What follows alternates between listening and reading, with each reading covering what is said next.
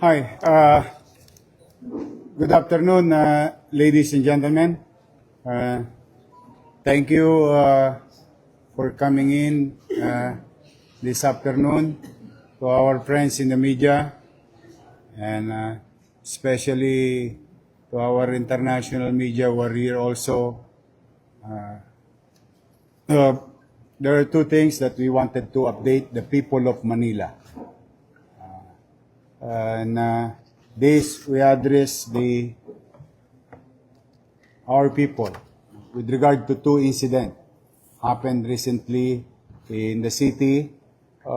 One is the shooting incident transpired on August 16, about 1:30 p.m. along Gonzalo Street, Barangay 739, Malate.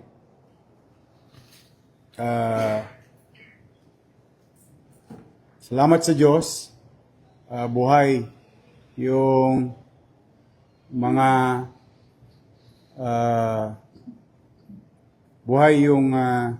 biktima, and through the effort of the Manila Police District, backtracking and investigation, we apprehended two suspects and positively identified by the victim. Nandito. Dalawa. Ito nga kayo. Soriano. Ito yung bumaril sa no? Sa Gonzalo.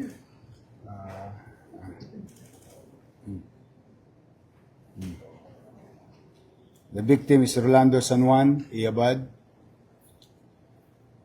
who suffered 2 gunshot wounds, one in the face and one in the chest. But I'm grateful that he survived the shooting. After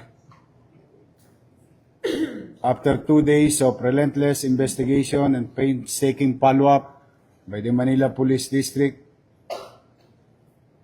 it resulted to arrest of Edwin Diaz David.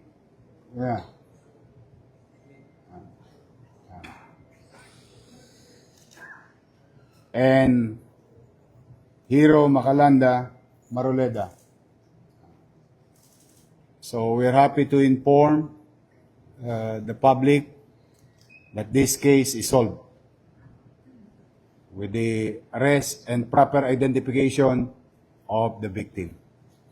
So that's the first incident recently happened in Manila. Okay, tabi mo na yan. O yun yan. Now, the other one, as we all know,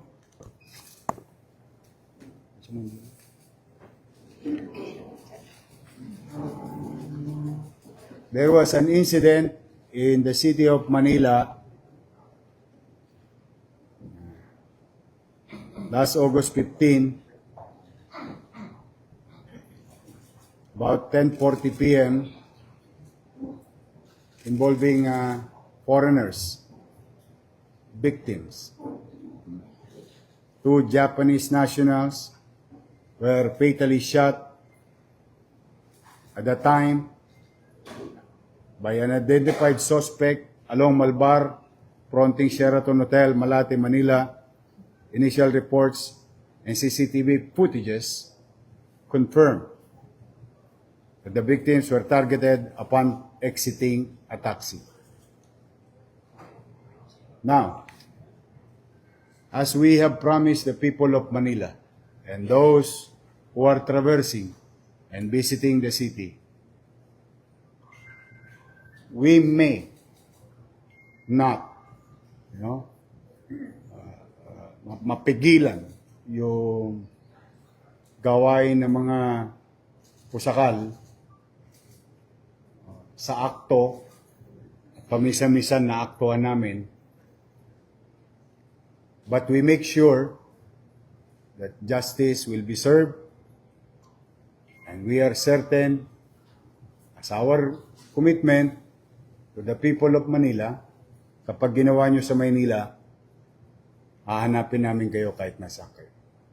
Now, with that commitment, I'm happy to inform the general public and you guys here that through the effort of General Torre, our Chief PNP, the Regional Director of PNP in Region 3, and the Regional Director of the National Capital Region, and the Manila Police District effort combined, I would like to inform you,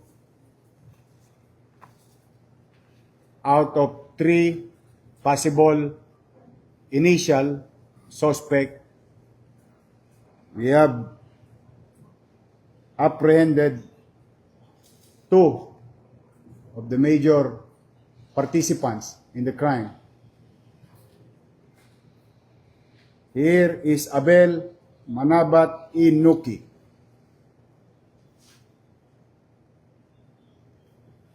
Ito yung guide. Yes, sir. And Albert Manabat Inuki. Shooter. Yes, sir. So, of 2 of at least minimum 3. At least. Because maybe later on we'll go deeper with this shooting incident. 1, to the family of Akinobu Nakayama, 42 years old, from Shizuoka, Japan. And Hideaki Satori, 53 years old. Kami taus-pusong nakikiramay sa pamilya ng mga biktima. I hope this effort, combined effort of the Philippine National Police and Manila Police District and Regional Police and all other men and women behind this investigation and your city government can bring justice to the victims. Now, as I have said, ulitin po namin, nalulungkot kami na meron pa ring sumusubok sa Maynila. But we guarantee you, no matter what, we will not rest until justice is served. I'll give you to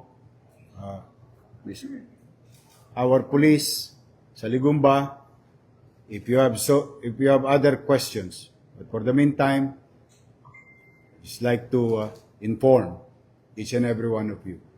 These are the suspects based on investigation, backtracking of all available datas, visual datas made through the investigation.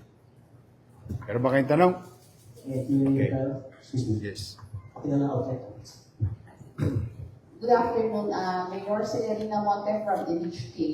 Could you consider this as an isolated case? Because right now, I learned that there are some Japanese tourists or even, I don't know, investors who were supposed to come here in the Philippines, but because of this incident, they already suspended or canceled their trips. Well, it is a knee-jerk reaction for any investor. Definitely. It's normal. Not only for Japanese, but any other foreigners, for that matter. Talagang, yun ang unang, ayaw na kami dyan. Hindi kami ligtas. Nataon lang na, sabi mo nga, may papasok na Japanese investor sa bansa, and this thing happened. This can happen also in other parts of the country.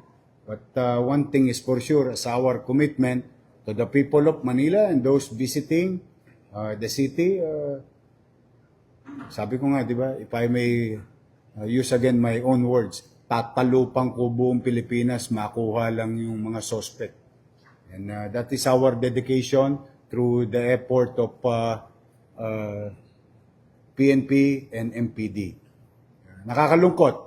But yes, it may be isolated incident because sa tagal-tagal na ng panahon naman walang nangyayaring ganito. But this also can happen to other countries. This may happen. But one thing is for sure, justice will be served. How far are we from getting the third suspect?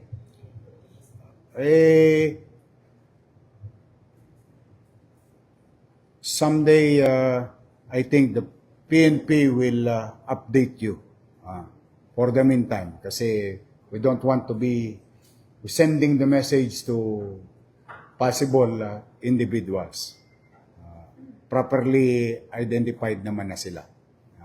It's just a question of time. Good afternoon. And you're next. Yeah. Yes, please. No. Yeah, go ahead. And you're next. Good afternoon, Jonah from Asahi Shimbun. Can you tell us the relationship between the suspect and the victim, sir? Paano sila nagkakilala at bakit sila magkasama nung gabi na yon? Yeah. Also, can you tell us if the gunman really did wait in the shadows, waiting for the victims to alight from the taxi? And how are suspects explaining themselves? Did they say anything about their motives, about who hired them to undertake the killings? Thank you. Dito ka na. Dito ka na. No. Pull the chair.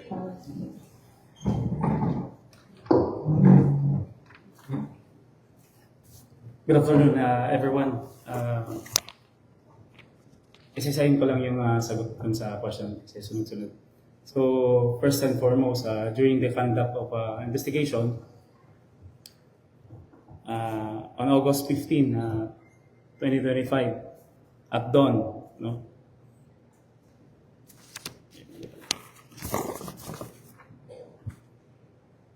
On August 15, at approximately 10:40 p.m., two Japanese nationals were fatally shot by an unidentified suspect along Magbar Street, fronting Sheraton Hotel, Malate, Manila. Initial reports and CCTV footage were confirmed that the victims were targeted upon exiting a taxi and were shot at close range.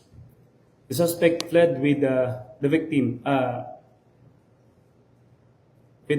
belongings using a Suzuki Skydrive motorcycle as a getaway vehicle.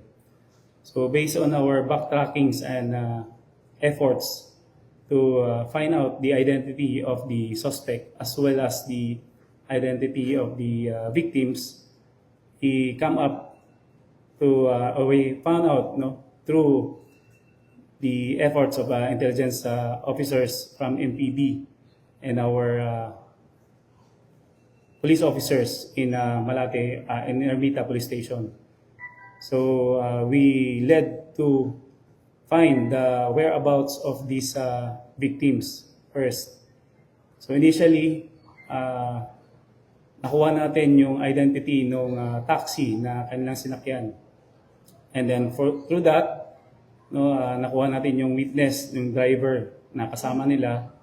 So tinanong natin kung saan sila nanggaling, yung ating mga victims. So ang sabi ng ating witness, yung driver, ay na-pick up niya ito sa Midas Hotel and Casino. So from that, nag-verify tayo kung meron silang mga iniwang identification cards or passports doon sa hotel na yon. And then tinanong din natin kung kailan dumating itong mga foreigners doon sa hotel. So with that effort, nakuha natin yung identification or passport ng two Japanese national to include the yung identity ng isang nag-guide sa kanila sa Midas Hotel and Casino. So with that, nag-conduct din tayo ng social media exploitations. Hinanap natin itong individuals na nakasama ng ating foreign national at nakita natin yung identity ni Abel Manabat. nakita rin natin doon yung kanyang address at with that identification, nag-conduct pa tayo ng several exploitation sa social media. Conduct din tayo ng verification sa LTO, yung kanilang sinakyan, verification doon sa motorcycle na kanilang ginamit as a getaway vehicle.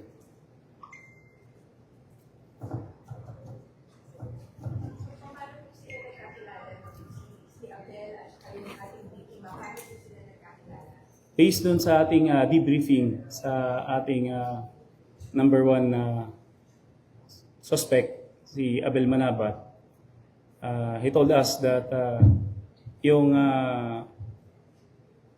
isa sa mga nag-utos ay kaibigan niya.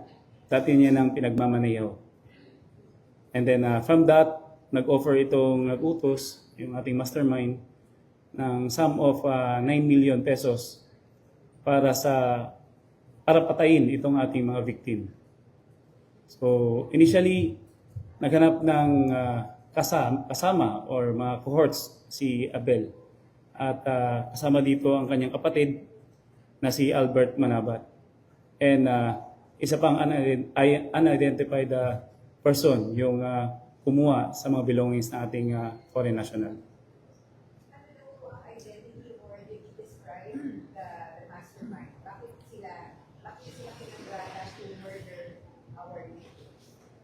Initial investigation disclosed, itong ating Japanese nationals ay papunta dito sa Pilipinas. And then yung contact nitong ating suspect ay nasa Japan also. Yes, in-instruct niya na may parating dyan na 2 Japanese nationals, sunduin mo. And then you plan out for the execution of these 2 Japanese nationals. How did Abel further describe the mastermind? Was he involved? Ongoing pa po yung ating investigation dyan, sir, ma'am. Hope you understand na hindi muna natin i-disclose yung information at marami pa po tayong hinahanap na informations para sa identity nitong mastermind. Bakit si Abel yung pinili ng ating mastermind to undertake this operation? May ginawa na po ba siyang trabaho for the mastermind before at may criminal involvement po ba si Abel apart from this operation? He was described as a tour guide.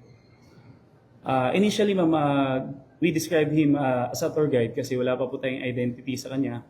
Initial investigation natin through witnesses, ang sinasabi lang natin mga witnesses ay mayroong isang Filipino na nagdala sa 2 Japanese national. So from that, may mga witnesses na nag-identify sa ating first suspect, and also at that moment, hinahanap din natin kung identified din ng ating mga witnesses yung suspect number 2, yung ating gunman. So, initial investigation disclosed also na before dumating yung ating foreign nationals dito sa Pilipinas, nagkakandak na ng casing surveillance itong grupo nila. At hinahanap na nila yung mga spot na pwede nilang gawin yung assassination doon sa 2 Japanese national. So, based on CCTVs na nag-gather natin, forward tracking and back tracking, nakikita natin sila sa area ng Malate, Ermita, and going to Taft. Paikot-ikot naglalakad at tinitingnan nila yung mga CCTV, pwede silang mahagip. Yes, boss. Yes, you were... Yes, please. Joanna Bayaran po from GG Press. Sir, mga follow-up questions lang po. What are the victims doing in Manila and when did they arrive in the Philippines? They arrived at, on August 15, 2025, around... initially, so sa ating pagtatanong dito sa ating suspect, 14, dumating na sila dito noong August. So nagstay sila sa Okada. Siguro naglaro sila doon ng casino. Kasi basically yung information na nakuha natin, lagi ito naglalaro ng casino. So every month or every 2 months, pupunta sila dito sa Pilipinas para maglaro lang ng casino. So they're regular visitors. Yes, regular visitors sila. Why would they be targeted? Is this incident part of teams of organized crime syndicate that's working? Ongoing pa po yung ating investigations, kakandak pa tayo, nagagather pa tayo ng mga informations and evidences kung bakit or involved ba sila sa organized crime or hindi. Last question for me na lang po, no, kasi may mga iba po. 9 million each 9 million for the group. For the group. Yes. So, yung dalawang Pesos. Dalawang hit na po yun. Yes, Yung ma'am. dalawang Yes, ma'am. hits. Okay. Yes, ma'am. Good afternoon. I'm Ellen Cruz of Tokyo Shimbun. Tatanong ko, una kong tanong, a clarification, sir, sa nauna your earlier statement. So, the suspect is a Japanese in Japan who contracted someone here to facilitate the killing. Is that right? We are still having further investigation dito sa incident na ito. So, parang ganun, sir, na the mastermind is not really in the Philippines, tama ba? Nag-iimbestiga po ito, ma'am. I will not divulge first yung mga details ng ating mastermind. Sir, my second question is are the families of the two victims already here in Manila?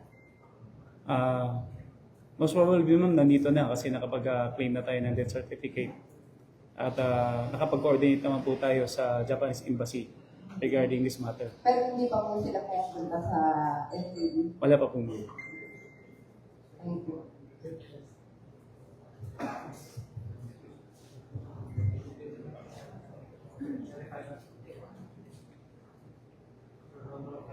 Kyoto News, Japanese News Agency.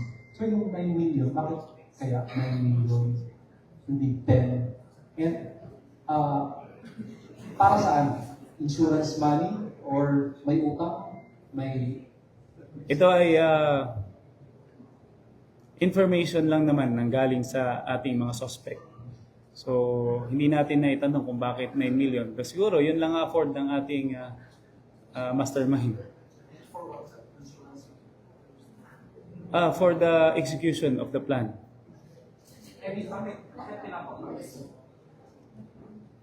Based on our debriefing sa ating suspect, kasi itong suspect natin ay dati lang niyang driver. So, sabi niya, yes. No, ma'am. Here, in the Philippines. Yes, ma'am. Yeah, ma'am. So, lagi niyang hinahire ito as driver.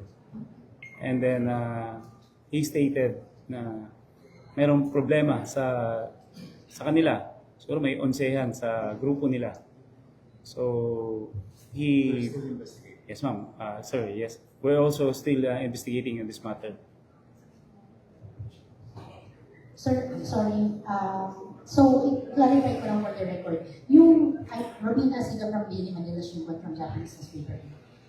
So, yung motive, sir, na-establish natin. Isa sa mga motive natin dito, yung onsehan sa grupo. Anong klaseng concept, sir? Not necessarily, hindi pa natin na-disclose kung ano yon. But basically, yun lang naman ang naibigay na information ng ating mga suspect. Related po ba sa gambling? Wala akong idea. No idea. Sir, follow-up question lang, sir. Yung tungkol po doon sa proceedings kanina, yung proceedings, tapos yung papayag sa prosecutor, can you give us updates, sir? Can you share what is the exact case that was filed? Tama ba, sir? Double murder and theft. Yes, also. Yes, ma'am. Yes, double murder, sorry. Murder case, ma'am, for the both of them. Dalawa kasi yung- And theft. Yes, ma'am. Hi, Sir. Ira Ramos po from Uniway Summer. Sir, yung tungkol po sa mga suspects, can you give us information kung anong background nila, business naman nila sila, ano po yung trabaho po nila sa Japan? Yung ating suspect, ma'am, is not from Japan. Andito po sila sa Pilipinas. So, based on our Yung background, victim, sir. Yung victim. victim po, victim. Initial investigation natin, ma'am, they were just, wala pa tayong initial na nakukuha. Pero based dito sa statement ng ating suspect, isa itong system engineer, yung isa. Yung isa ay wala siyang particular job. Yung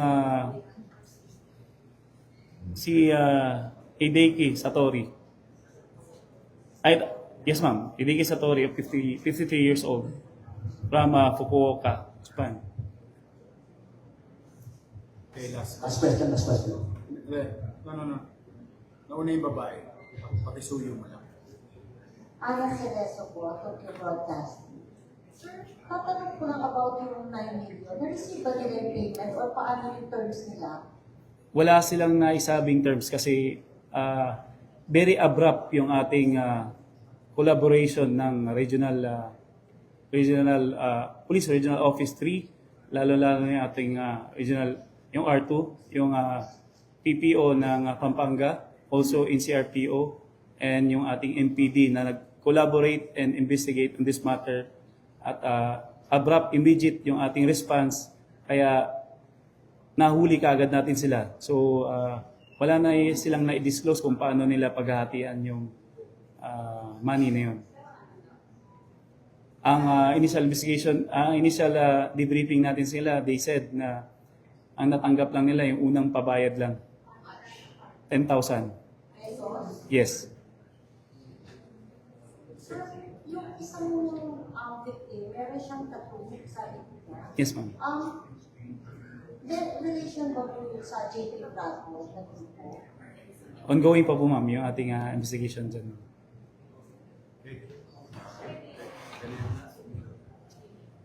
Yes, sir. Okay.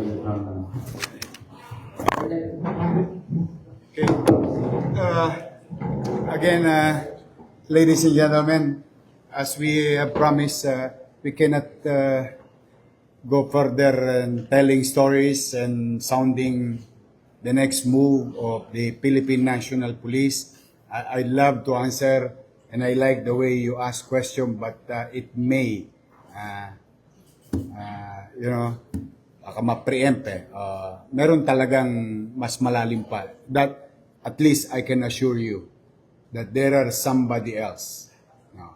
Kaya lamang talaga't pagpapasensyahan nyo na limitado lang yung pwede naming ibigay muna because the embassy, the PNP, the SOJ, the DOJ, the MPD is really looking into this and your city government. But for the meantime, at least we are now on track on resolving the case because the primary suspect involved is now under the custody of the Philippine National Police and properly